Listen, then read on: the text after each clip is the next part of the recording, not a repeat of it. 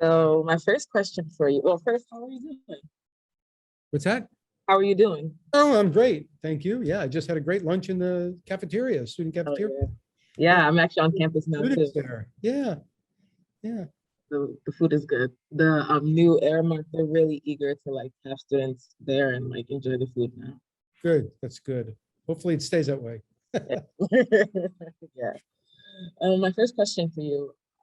Please describe your childhood, family, and where you grew up before St. Peter's.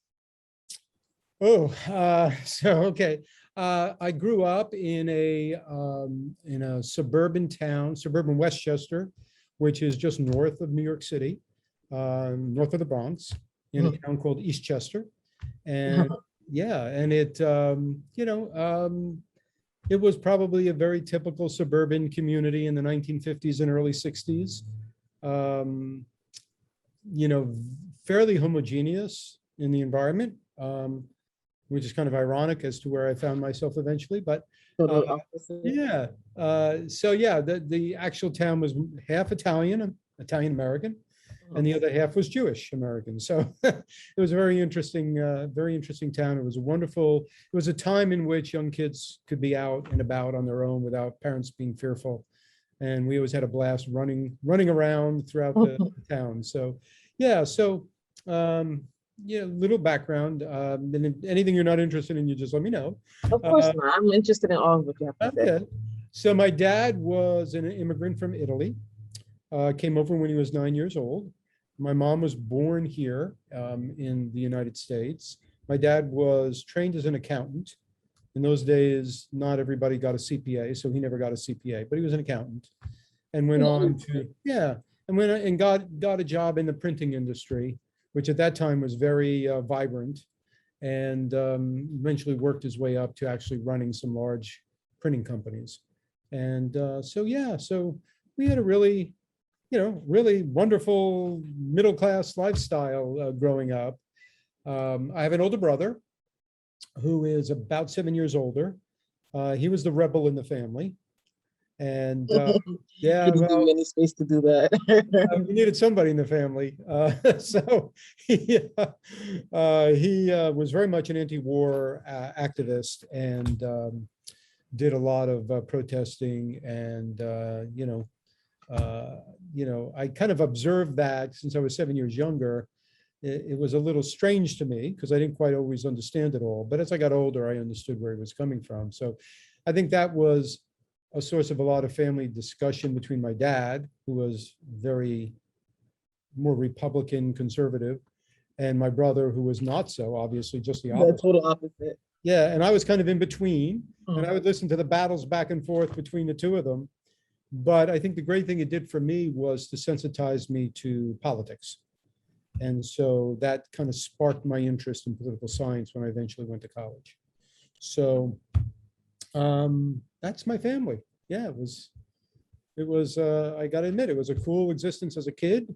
Um, and I found my way, of course, ultimately to St. Peter's. Yeah, eventually, right? Yeah, What brought you? Oh, or do you want to also speak about like your education before? sure. So when I graduated high school, I went to public high school. I applied to a number of schools, and actually two Jesuit schools and then a couple of non-Jesuit schools. Um, got into, fortunately, everywhere I applied. I ended up going to Fordham University. Uh, Mhm. and actually, the reason for that was more my dad's choice than mine. He Mm. said that he would only pay for me to go to Fordham because the other schools we looked at, I won't name them, but at the time, they were Mhm. very radical, really taken over by a lot of the anti-war, hippie movement stuff. And He when we was went like, to no. visit them and he looked at them, he said to me, "You're not going to these schools." So yeah, I went to Fordham. I don't regret it at all. It was a wonderful experience. And I went then from Fordham undergraduate to Fordham graduate school because I had decided to do my master's. I was going to go to law school, actually. Um, but Watergate happened, and while I was finishing my degree, and just turned me off to the legal profession at the time. Mhm. Many of the lawyers were the ones involved in all the nefarious things in Mortigate, and it was like, I can't be part of this profession. So I really didn't know what to do. So I decided to, because everything I was doing was planning to get me to law school. So I decided to get my Okay. master's in political science, kind of like a holding pattern to figure out what I wanted to do in life. And as I was finishing my master's, one of my professors asked me if I would be interested in pursuing a PhD. And, I hadn't really thought of it at the time, but I did some reflection. And he also said that they would pay for it. And Wow. yeah, so I thought about it and I said, oh, free education. I don't know what I'll do with it, but okay. So, and I love Let's try it out. so that was a no-brainer. So I stayed on and I did my doctorate and focused my studies on racial and ethnic politics. And then as I was finishing towards the end of it, my mentor, who was in charge of my dissertation and all, asked me, what were my plans? Was I thinking about teaching? What was I going to do? And I said, well, I've thought about teaching, but really, honestly, at that point, I had no idea how you do that. Yeah. So he guided me. And the chair of the department at the time said, I know the chair of political science at a school in New Jersey called St. Peter's. He's a graduate of Fordham as well. And he's looking for someone to fill in for a faculty member who's ill. Would you be interested?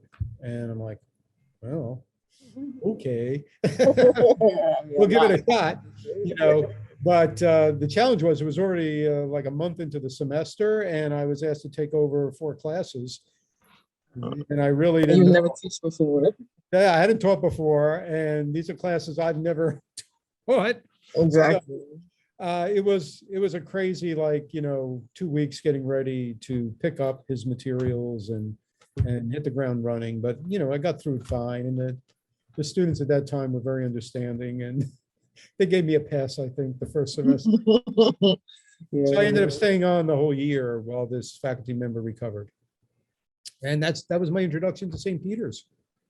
And and then fast forward, after that, there was no full-time job. So I decided to stay on as an adjunct, which I did for a couple of years, and then got married, needed to get a real job full-time. And my wife, who was a teacher at the time, just started teaching, said, I started looking for work, and I don't even remember how I stumbled onto it, but it may actually have been through the political science department at the time at Fordham. They posted job openings in the area, and there was an opening in the city of New York as a data analyst, and didn't really excite me, but it was a great paying Good job. benefits. So that's what I did. I applied, I got it. And, my background in political science and my studies was, in addition to American politics, it was actually quantitative methods and data analysis, because I studied elections. Mhm. So it fit. And I did that for 6 months. And then I said, I can't take this anymore. And it just so happened the position opened up back here at St. Peter's, full-time tenure track. And they called me and said, are you interested? And I said, how fast do you want me? And as soon as you get here, I said, I'll be there later. I took the afternoon off and I came up and filled out all the paperwork, and away we went. Yeah. Yes. Yeah. You're like, I need to get out of it. Yeah, but I gotta say, it's been a great experience for me. St. Peter's has really, when I came here, St. Peter's was a different place, by the way, when I came here. In 1981 was my first year here, but then through the 80s even, most of the students we had here back then, basically they were, European white background students with, a fairly small minority population, right? So our cultural diversity at the time was not what it is today by any means. And, for me, coming from, again, a very white suburban upbringing, going to Fordham, which frankly at the time was a very white institution, university, coming here at the time, there was a comfort level given that mix. But I also had in class some students who were from different cultural backgrounds and different religions. And there weren't a lot of them, but I would get, 2 or 3 in a class. And it was fascinating to me because it was part of my own journey as a person, getting to know other people and other religions, other cultures. And to me, it was a great education, which today I'm thrilled as can be that this has been my experience. So, yeah. I may have gone on too long. I'm sorry. No. I was just going to ask you, what classes did you teach when you first started as an advocate? I'm sorry, what was what? What classes did you teach when you first started as an advocate? Oh, okay. So I was mostly back then in Pope Paul. And so I was in Pope Paul, sometimes in McDermott. What I taught was intro to political science, elections. At that time, we had courses on elections and political behavior. I did a course on urban study, or urban politics rather. And then I also did, I think in my second year here, I was asked if I would pick up the political influence of film course from a faculty member who had retired. And I was always fascinated by film. And of course, I'm fascinated by politics. Obviously, yeah. So I thought, oh, gosh, this is a great, perfect marriage for me. Now I had to do some prep work to figure out what films I would assign, but it was a great class. I enjoyed it. I know the students enjoyed it. So yeah, I mostly just did the, always 2 intro to political science and then 1 or 2 electives. That film class, I had a class, but it wasn't for politics. It was for science, and it was like basically film and science. And you said that, so like the same trends that have been over years, I guess. Yeah. My next question is, what impact has being a part of Jesuit education had on your life? Oh, well, I think the importance of Jesuit education to me and how it's affected me is that it really, because of its focus on the development of the whole person. When I started, for example, at Fordham, when I went to Fordham, I didn't have really much exposure to things like art and, history, yes, but not art and art history. And there was a whole philosophy, no philosophy in high school. Who gets philosophy in high school unless you go to high school, I guess. So there were parts of my own education that I felt I knew there were gaps. And coming to a Jesuit school like Fordham began to open my eyes to the richness of the human experience, if you will, and the other parts of the person that I hadn't really developed or even experienced, or at least not knowingly experienced anyway. So for me, that was one of the biggest impacts, is and I say this all the time, the most important thing even today to me is to keep one's mind and heart open to others, other people, other cultures, but also other ways of thinking. Because I think, that is what's so important. And that's how we advance, knowledge. Yeah. Also,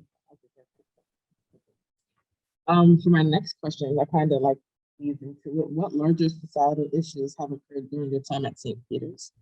And what impact did they have on the St. Peter's community and or you?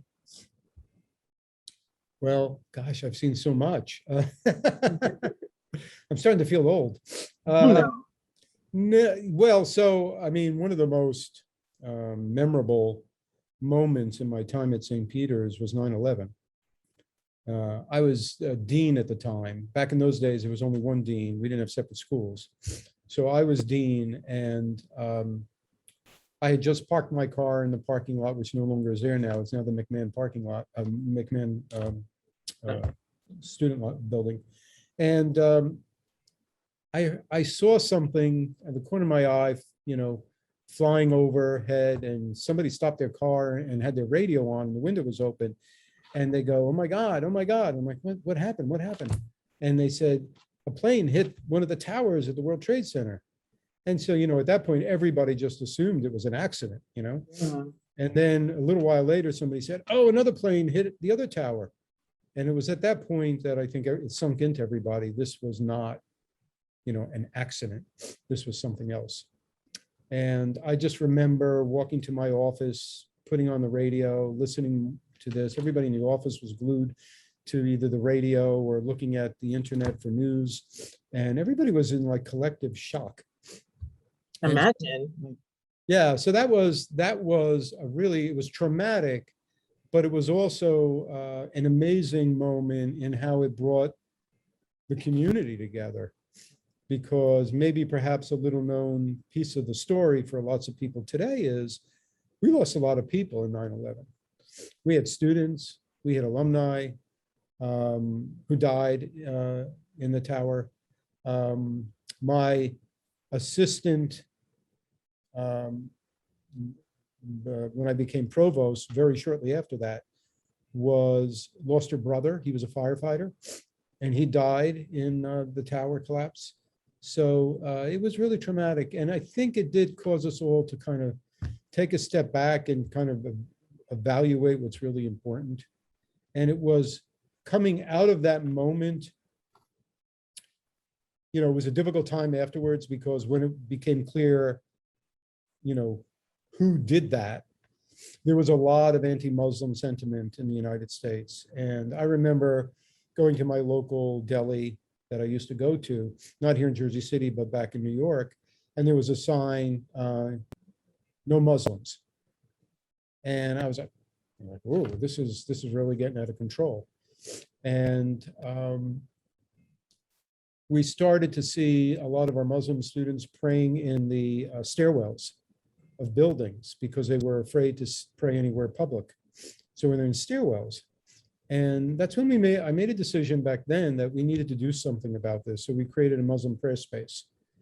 And at that time it was temporarily in the library that we walled off a part of the library. And then we created the space in McMahon, which is open to everyone, but you know. I'm always in there now. yeah. So I think, you know, what it did was to really sensitize me and to all of us here about how St. Peter's at that point had become a place of great diversity, and that it was a place that embraced everyone, and that we had to do more, you know. And that began a long journey, you know, fits and stops along the way about how we deal with diversity here. But nonetheless, that was certainly transformative. I'd say the other thing that during my time here, of course, we've seen lots of other things, smaller perhaps, but also some larger things. The whole issue with DACA, of course, more recently, and the you know, how do we help and protect our DACA students? How do we advocate on their behalf?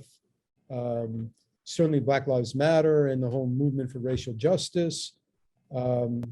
There's been so much of COVID, of course. A big one. That any of us survived COVID, that's a miracle, you know. Many didn't, unfortunately. The other piece too, though, I think one that we're just starting to grapple with is the legalization of marijuana. And what's that going to mean for everybody? I don't think people realize how big change that is, you know? Yeah. Criminalization of it, and like. Yeah. Excuse me. Very relevant, all relevant things that are happening on our campus, very active. Yeah, but you know, I think those kinds of things, you know, when these crises or these changes even come up along the way, it just causes certainly me anyway, to take a step back and reflect and discern, you know, what should we be doing? What should I be doing as a person? What should I be doing as a leader of this institution? What should the institution be doing with all these various issues, you know, so that we can be part of, you know, a change agent and a solution. I think that all has to, like, that all is like pressed into why St. Peter's is kind of the way it is now, and why people are more comfortable like coming to a university like this that clearly and cater to others' needs. And it's just not like the typical, especially the Jesuit education, people like kind of like shying away, like, oh, maybe this is like too much of a Catholic school. St. Peter's never gave that off. Like, you are like, not you. St. Peter's is really fully like you said, cure personalis, and like caring for the whole person and understanding wants and needs of the students, and how the students are a very big essential part of this community. Yeah, and also too, there've been so many just general societal changes. And I think sometimes people outside higher education don't quite get how that might affect what we do in colleges and universities, so, I mean, just, thinking about, for example, the gay and lesbian students on campus. Mhm. I remember once a number of years ago, I had an alum of the university, quite old person, asked me, well, you don't have any gay students at St. Peter's, right? And I was like, well, they're everywhere, by the way. Yeah, and it's interesting that people of a certain generation, certain things don't really kind of connect with it. But Yeah. us here at St. Peter's, again, outside my own experience, but it was like, well, what are we going to do? How do we help students of all kinds feel comfortable and safe here at St. Peter's as they should be? Yeah. I appreciate that a lot.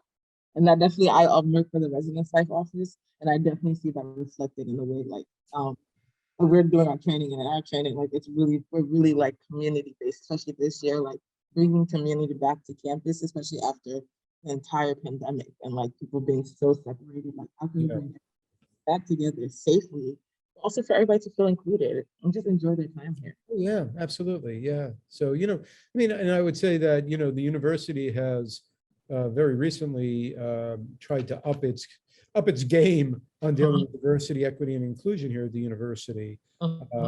And I'm very proud of our Board of Trustees for adopting a statement on diversity, equity, inclusion, and some goals for us all to achieve. And we have, an awesome director of diversity, equity, and inclusion.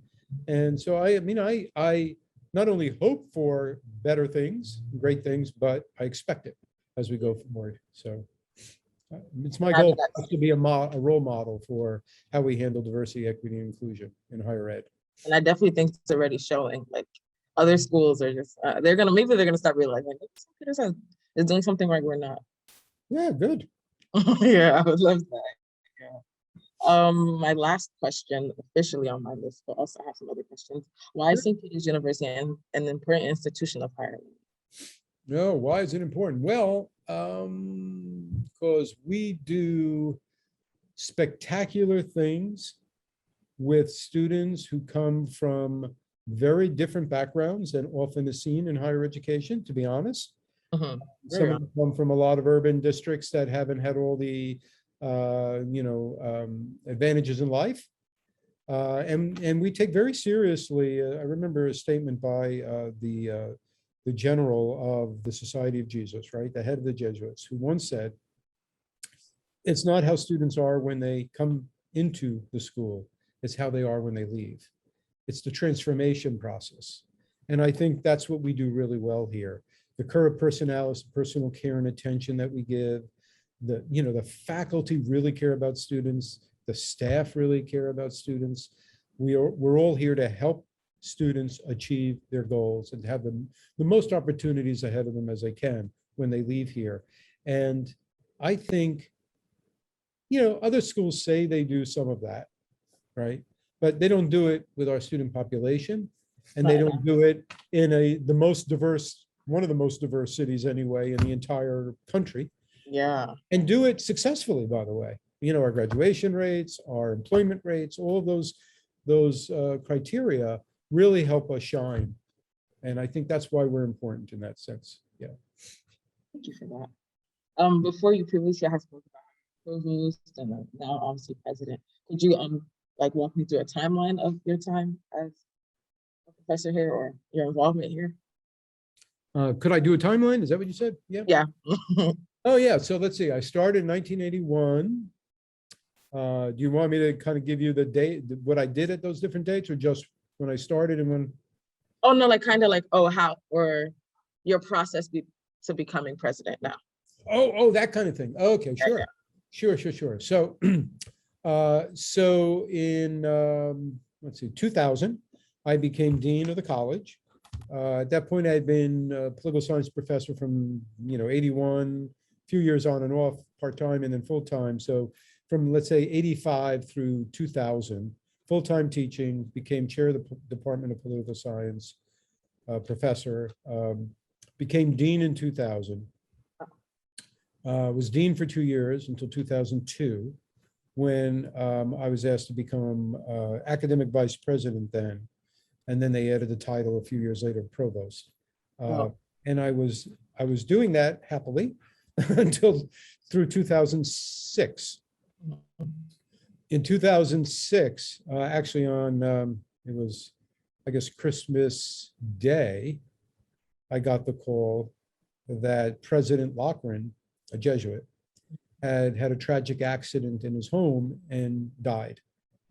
And so as academic vice president / provost, according to our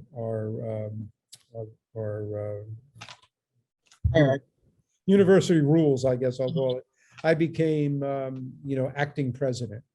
And so basically from the beginning of 2007 until May of 2007, I was acting president. And then in 2007, I became president in my own right, and which I am now. So the interesting thing about higher ed is until this changes, one's training, if you will, to be a president is basically mostly to be a professor and then a dean or a provost. And then you can apply for presidencies, which I did, by the way. Of course, there was a search. And lately there are more presidents coming from different backgrounds, but there's still primarily people who have been deans or provosts. Yeah. Thank you. That is the conclusion of all my questions. Oh, okay. Do you have anything you want to ask me? Yeah. Well, so like, what's your major? What's your major? I'm a computer science major. Computer science. Okay. And what year are you in? I'm currently class of 2022, so I should be graduating in May. Oh, really good. Well, we certainly hope that we're going to have a real commencement this year. Yes, I'm really ready for it. Yeah, let's hope. We're all doing our part to keep COVID at bay, and hopefully, if it works, we've booked our place. Hopefully, it'll all pan out. That's what I'm praying for. So. Yeah. I will see you on that stage, and I'm so excited.